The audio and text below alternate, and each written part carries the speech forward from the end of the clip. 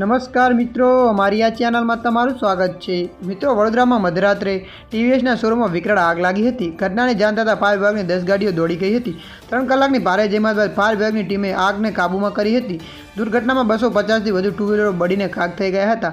ત્યારે શોરૂમના માલિકને અંદાજે 1.5 કરોડથી વધુનું નુકસાન થયું છે। સિંધોઈ માતા રોડ પ્રતાપનગર ટીવીએસનો શોરૂમ આવેલો છે। આગ કયા કારણોસર લાગી તે હજુ સ્પષ્ટ થયું નથી। ત્યારે મિત્રો, મળતી માહિતી અનુસાર આપણે જણાવી દઈએ કે શોરૂમના માલિક ઉજ્જવલ તલાટીએ જણાવ્યું હતું કે અમારા શોરૂમમાં 125 જેટલા નવા ટુ વ્હીલરો તેમજ અન્ય સર્વિસમાં આવેલા ટુ વ્હીલરો મળીને 250 જેટલા ટુ વ્હીલરો આગમાં બળી જવા પામ્યા છે। ટુ વ્હીલરોનું 1.5 કરોડનું નુકસાન થયું છે, જ્યારે સ્પેર પાર્ટ સહિત અન્ય માલ સામાન મળીને કુલ 2 કરોડથી વધુનું નુકસાન થયું હોવાનું સામે આવ્યું છે।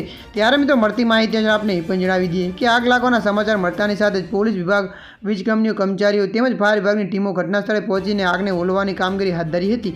તેમાં વીજ કંપની દ્વારા તાત્કાલિક ધોરણે વીજ પુરવઠો બંધ કરી દેવામાં આવ્યો હતો। ત્યારે આગ કયા કારણોસર લાગી તે હજુ અકબંધ છે। ત્યારે મિત્રો, હાલ માટે આટલું। મળીશું નવા અપડેટ સાથે। જો વિડીયો તમને પસંદ આવે, લાઇક, શેર અને સબસ્ક્રાઈબ કરી નાખજો। ધન્યવાદ।